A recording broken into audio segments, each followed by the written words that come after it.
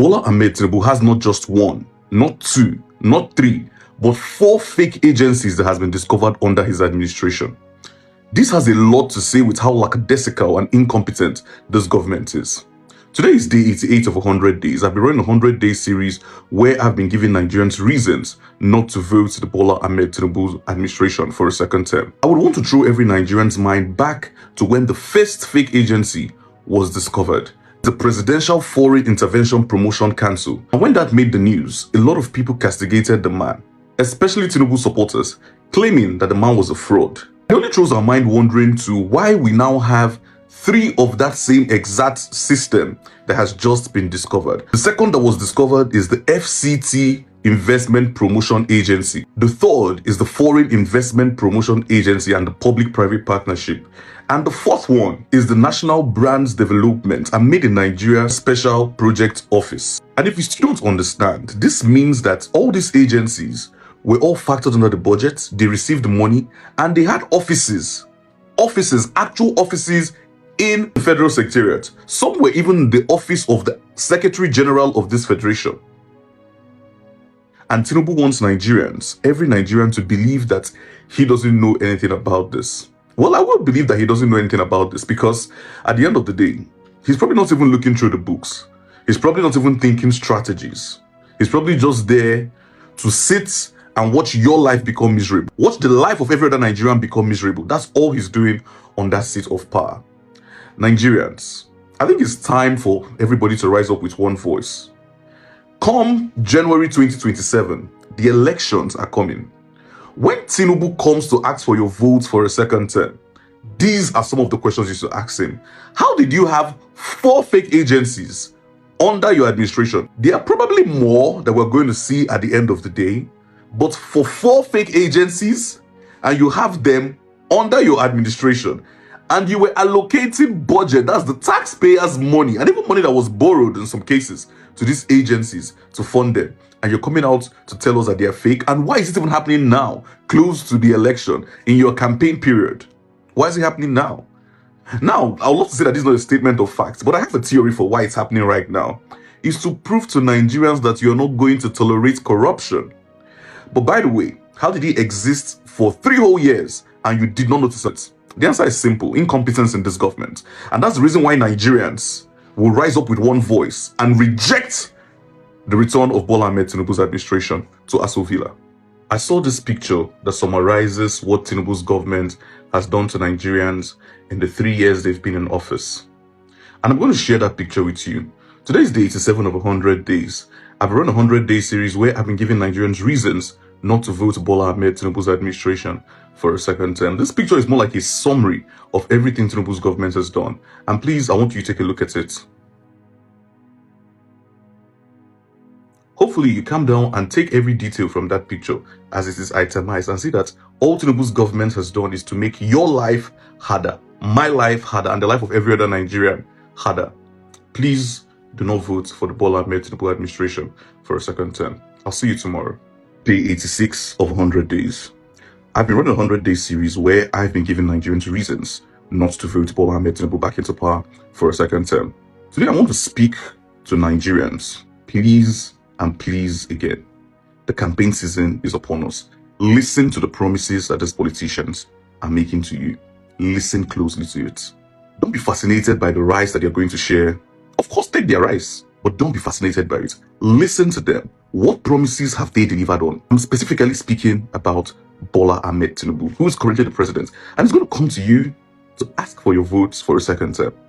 Through proxies, of course, because we've known him never to come out to speak. So he will come through proxies.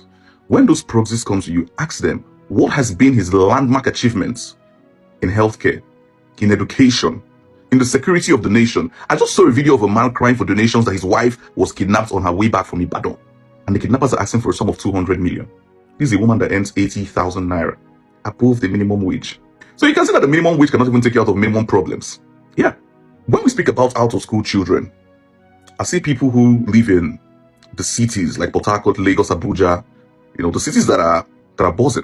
They will tell you about NEL Fund. That's his supporters now. Will tell you about NEL Fund. If the fees were not increased by over 500%, would we still need a loan for our students, our children, to go to school? Would we? It is just pertinent to start asking the right questions. Speaking about the out-of-school children, a lot of the out-of-school children are between the ages of 5 to about 14, 16, thereabouts. And these are the children that are in primary school and in secondary school. Does the NEL fund cover that scope? Does it? We need to start looking towards the right directions. I went to a federal unity school myself, and at the time, the fees that we paid were almost not a hassle for our parents to pay. And even for the parents that struggled to pay, they eventually did, because most of them had jobs that they were doing at the time that could pay. The minimum wage could fix the fees for at least 3-4 kids. But now we have a minimum wage of 70,000 naira. And that 70,000 naira is supposed to pay for fees of over 200,000. So imagine a parent earning 100,000 and training 3 kids in federal unity colleges. That's the reason why we have out-of-school children. People in the cities might not understand this, but if you go to places like Kano in the far north, you see the swarm of kids that are on the streets trying to survive. We can go on and on about this conversation, but my prayer is that you see reason with everything that we keep preaching, not to return Bola Ahmed Tinubu back to Aso Villa come 2027. Day 84 of 100 days. I'm currently running a 100-day series where I'm giving Nigerians reasons not to vote Bola Ahmed Tinubu for a second term.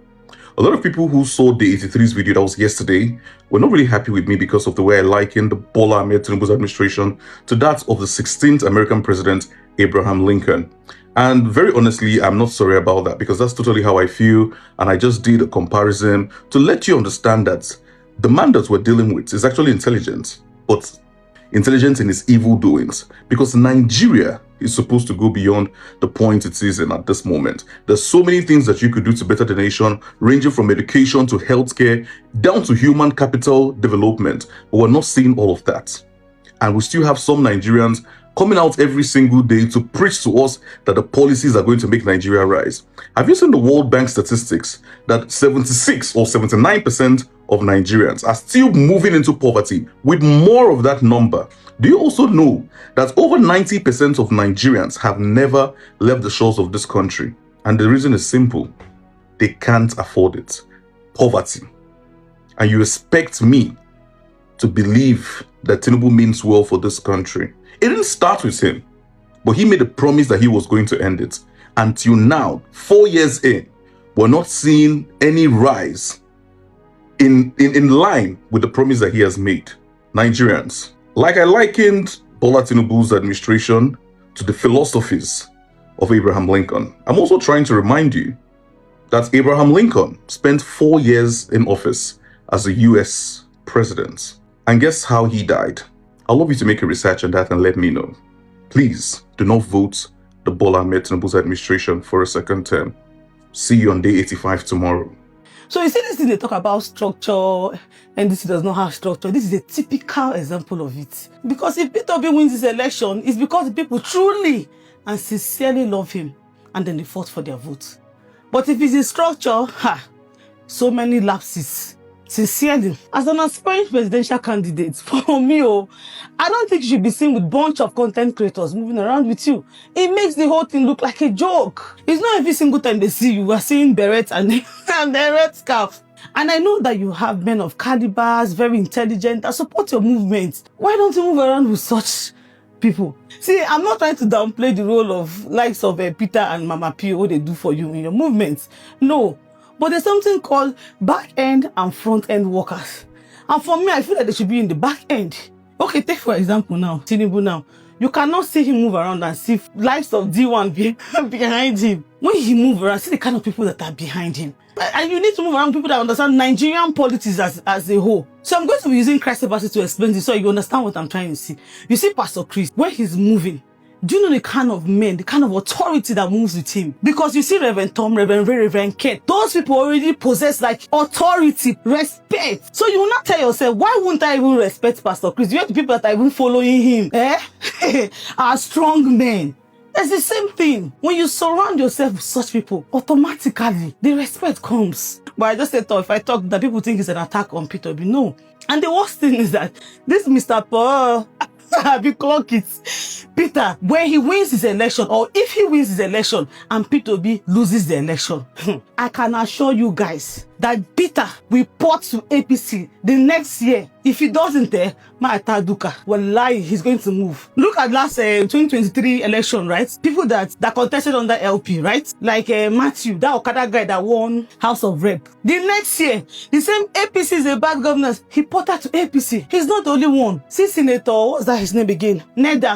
Senator Neda Emaso. Same thing. He moved to APC just the next year. Ezenwa Francis. Senator Ezenwa Francis, same thing happened to him. He just ported the next year into APC, the same APC they're condemning. So you see this Peter, I know his game. He just wants to get his own thing. And once he gets it, the same thing that all of them do when they win, they'll start seeing whatever we're saying on social media as social media noise. So he will not even be there reading people's comments to see people that are saying, so he has moved to APC. But that is what he's going to do. For me, I feel like you should get people who are capable to move around with him so that it will look less like a joke. Because if Peter Obi wins this election, it's because people truly and sincerely love him. But aside that, his structure, I tell you, so many lapses. This is just my own 2 cents. I'm still trying to wrap my head around all this whole stuff. I don't understand.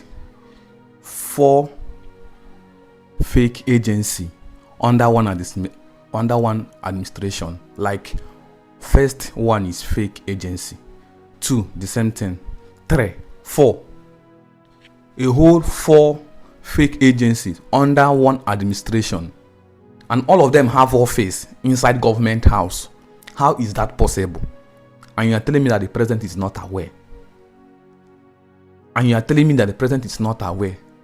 And so many people are coming out boldly to support Tinubu for second tenure, despite seeing all these things, despite all the hardship. I don't really understand this government. Agencies, they will have office, but they are fake.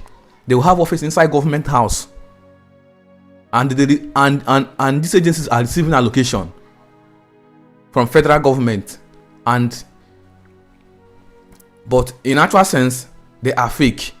How is that possible? Like, make me to understand. I'm trying to understand, but guy, this Nigeria is one kind. Nigeria is just a country of, how will I put it? That's why I say that anything is possible in this country, especially under this President Bola Ahmed Tinubu administration. Anything is possible. You have a fake agency. Come on, let's vote and remove this government in power. Let's vote Bola Ahmed Tinubu out of this. That man did not deserve any second tenure. That man need to go. President Bola Ahmed Tinubu need to go. That's all I have to say. Thank you, and share this video.